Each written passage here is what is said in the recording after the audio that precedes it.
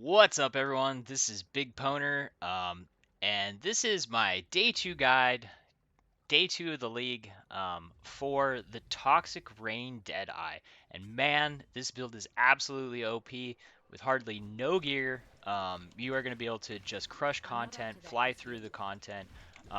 It works amazingly with the league mechanic. It makes it just super easy. Speed clearings are super easy. The bossing is super easy. The only real currency you need for like really early um, to just shred content really early is Quill Range Shortbow if you're like really don't have any currency, which is like, a chaos or a couple chaos. I used that up until about the 1 day, like 24 hours from the league launch. At that point, buy a I was able to buy the 6 socket, 6 link bow by using the Quill Range short bow. For those of you who haven't been following me before, that is the first main focus of getting a weapon for our build. The reason why is because it's a guaranteed 6 link. This prevents us having to, you know, suffer through the frustrations of trying to get our first 6 link by linking it ourselves. It's a super reasonable way to get it, and then we wind up taking and turning that into our end game weapon by taking and putting a +1 to socketed gems, and then we eventually multi-mod it with a +2 to the socketed supports, and the +2 to socketed supports and the damage over time multiplier. Once we're able to get the currency to do that, probably the most expensive item right now would be the Carcass Jack, which is definitely going to be your end game chest for this build, and it's definitely something that as soon as you can afford it, you're going to want to get it. It's 1 exalt, which is really not that bad. It's not like some super unattainable thing, but I literally just got mine probably at about 36 hours into the league launch, like after the league launch.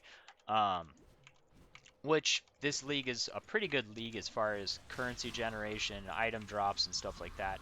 So that shouldn't be a too big of a deal. And now we melt you. Drop down the withering totems. Super easy. So like the thing I love about these delirium maps, like maps where you can get to the boss like really fast, like always go kill them if you can, like as soon as you can kill them, because it causes the boss, as you can see right there, the boss is there again. So something that's really cool. Oh man, is he a soul eater? He's a soul eater version. Um, Still easy kill. Um, the boss, if there's more, well, we'll see. Oh no, there's no more rituals. Okay, that's done. Let me spend this real quick, and then we'll continue talking about this. That's a really enough league. That 6 link might possibly be worth something for chaos. Let's see if anything else is good.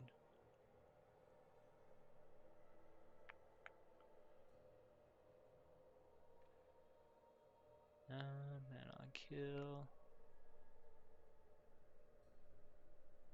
I can't just ignore loot. It's too early in the league. Um,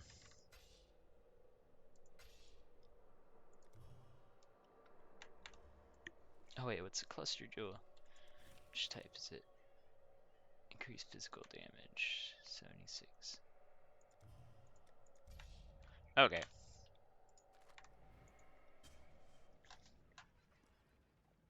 So super easy. Um, Leveling run-throughs. This is what my bow looks like. I just got it to the point where I got the +1 on it. I got lucky, and in the harvest I was able to get the turns quality into area of effect, which is really sweet. Once I get Hillock, um, for Syndicate for the 28% make a weapon 28% quality. That's the exact quality that I'm gonna want for the short bow with this enchant. This is the enchant that you're gonna want eventually. I happened to get lucky and in the first 2 days had it come up on harvest for me, so I was able to get it on there really quickly. Well, we want to get it to 28% quality. the end goal is, because then that'll give us 7% increased area of effect, which is sweet. Um, the main focus is basically just get resistances and HP. Get your resistances to a place where you have them all capped. Um, like mine, some of mine are like way over capped because my gear isn't exactly ideal. Like bad amulet, a level 30 a level 30 belt. So I still have a lot of like just bad gear, and I basically just um, got got the Quill Rain short Quill Rain, really, really early levels. Like it was like when I got it, it was like so low that the maximum number of sockets it was allowed to have was three. And that helps get me to the point where I had the currency to buy the prophecy for the Porcupine. The Porcupine only takes 6 cards. I said this pre-league, but if this is your first time watching this, this is a super good this is a super good way to go for your first 6 link, because 30 chaos is guaranteeing you a 6 link, and then you're able to turn it into a +3 bow, which um, Toxic Rain scales best by doing item level scaling. The links in this are going to be the same outside of efficacy, will be traded out for an empower support. I haven't started leveling my empower yet, and I don't have enough currency to just flat out buy an empower. Like empowers right now are like for a level 4 are like 6 exalts, but it's because it's day 2. They'll probably go down to like 3-4 exalts, but I'm just gonna buy one level 1 for like 5 chaos and just go ahead and start leveling it. Once I get it to level 2, I will go ahead and switch up the sockets on this to have 1 red and 4 green, and then I'll put the empower in there. Once you have the empower in there, that gives you a massive damage increase, and at that point, once you have that, like it's going to make it so that your DPS wise, like Awakener 8 or any of the bosses are going to be just absolutely like super super easy as far as damage wise. And then because we're stacking so much damage reduction in this build, like the end build direction of this, it's going to make it so that we're going to be able to pretty much take hits of anything, from anything. As far as like the new Mirage Archer, like Mirage Archer Deadeye is going to make fights like serious, like so easy. Like the Deadeye Ascendancy is just going to absolutely obliterate Sirius, and the reason why is because he likes to reposition a lot. Well, even if we're just spending time running away from him, the whole time those 3 Mirage Archers are just going to be pummeling him with damage. So that's going to make that fight really easy. Like the Hunter fight, the like all of the Conqueror fights are just so easy because like you just basically DPS when you can and don't get hit, and then a lot of damage is just coming from Mirage Archers that are stationary. You just place them in range and they go to town. So super good, super good build. Cheap to get it going. The other thing is like there is like a super end game for this, because they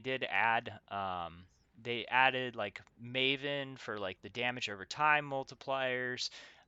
So there is going to be like ways, like if you really like this build, which man, this build is fun on the Deadeye Ascendancy. I think most people really enjoy it, unless they just don't like bow builds, unless like that's not their play style. It's a really fun build to play, and obviously like playing an OP build is fun in my opinion anyways. Like no one likes struggling, and this is definitely a build that you'll feel like wow, like for what I have on this character is insanely strong. And that's a good feeling to have when you're playing early game. So this is 100% recommend. Just follow what it is that I'm doing. I'm going to cover a little bit on my tree. The first thing that I want to say is this is the day 2 um, guide. I have put points into places where I need them. That's why I've got like 30 strength, 30 intelligence, because that makes it easy, because I don't have the gear to pick up those stats yet. Those are not going to be on the build when it's finished, because I'm going to get better gear, and then I'm not going to need strength and dexterity from my tree, because that's kind of a waste of points. Other stuff's going to change too, because for instance, like if I have better intelligence generation or strength and intelligence, intelligence generation. If I have better strength and intelligence and mana generation, then I'm not going to need these 2 points, and I can put them into something else. Uh, this right here, my end goal is to have enough area of effect to be able um, to single target with 9 projectiles. That's kind of my goal is to be able to single target 9 targets, possibly 10. But we can pick up 20% area of effect here, and then we pick up 20% area of effect up here, 5, 10, 5. And projectile damage and damage scales are dots, so that's good. And then we get a little bit of generation, intelligence, and then we come up here, damage over time, and then a damage over time multiplier and 1% regeneration, which is nice. The regeneration, the HP, stuff like that, that's really good. More life over here, attack speed, more skill effect duration, damage over time, all good stuff. The other choice, like if you're kind of like, what else can I do besides the way you have your build set up?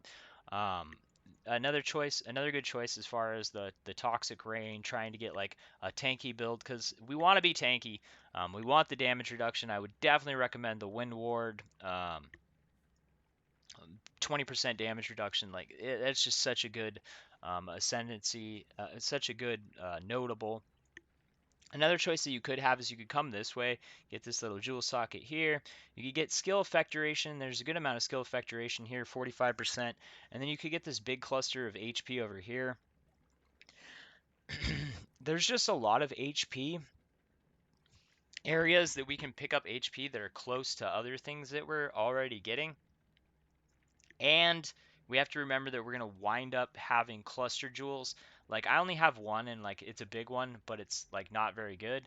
Um, the reason why I went ahead with a large cluster that has this is because with just one notable is because the broadside gives 20% increased area of effect, and there's like I literally can't get a good. I don't have the resources, and I don't want to spend my time at this point in the league. Like right now, I want to rush, get my Atlas fully unlocked, and just stack up mad currency so that I can, get the guides out and then start my next build and stuff like that. So I don't want to spend a ton of time at this point when I'm low on currency trying to make stuff. I want a good enough gear so that I can speed run through everything, and I'm already at that place, so I'm gonna keep pushing. Um, but very soon I'll have all that stuff. Just remember that the tree will change. I will put a POB link in the video, um, telling you some other things that I'll probably wind up doing once the man. Why am I forgetting the name? the the brutal restraint. Brutal restraint will probably wind up going here for me because I'll be able to hit. I've got the frenzy things. I need to fill out the frenzy charges. Frenzy charges are really good because the 3% more damage that it gives,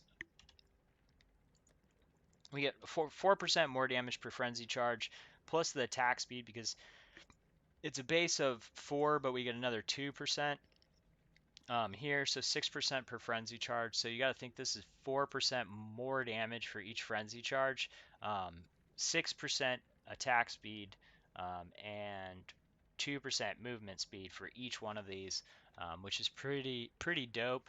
Um, Possibly I could wind up going for like Hands of High Templar, but they have other really good choices, and I don't really need curses. Normally, when I go Hands of High Templar, it's because I'm trying to pick up an extra curse with like attack speed, percent life, um, frenzy charge, stuff like that, and that's not really something that's recommendable. I do really like having that extra frenzy charge there, and stuff like that. But I think definitely this league the best choice for every place that you're able to upgrade with the Mavens. Like if you're planning on going for an end build, like for gloves, we're going to be able to Maven the percent damage over time multiplier, which adds another 8% damage over time multiplier on top of what the tier 1 would have been. So that is pretty OP. That's definitely going to probably be what I put on every item that that allows it for the new Maven items. Um, so yeah, that's probably what I'll wind up doing with that. Like Elder Hunter gloves or Elder Hunter Awakened Together gloves, Elder necklace, Elder or Hunter quiver, or combination of the two. Those are all places we can pick up damage over time multiplier. That's pretty much going to be our focus for turning this into like uh, a super crazy build as we move on. Right now, at this point in the league, it's so early that the correct item level bases of those influence types are just like super super rare. In like a week, they'll just be like dirt cheap, and we'll be able to make all that gear super cheap. Probably in a week from today was when the second one will come out, and that's when we'll go over all of the best bang for your buck crafts, and I'll cover how to craft all the gear to get like to a place where you're like super OP, but you're not spending like crazy amounts. And then the last guide will be like how to min max it, and that's probably where we'll start diving into like Maven orbiting, double Mavening, stuff like that. Hopefully, week two, I'll be able to do stuff like that. But I gotta do good in the league. Luckily, I got a good starter build, and hopefully, you guys will play this too, or you have a good starter build, so you'll be able to do a bunch of the fun stuff that they have in this league. Anyways, hope that this video was helpful. Thank you for watching. Peace.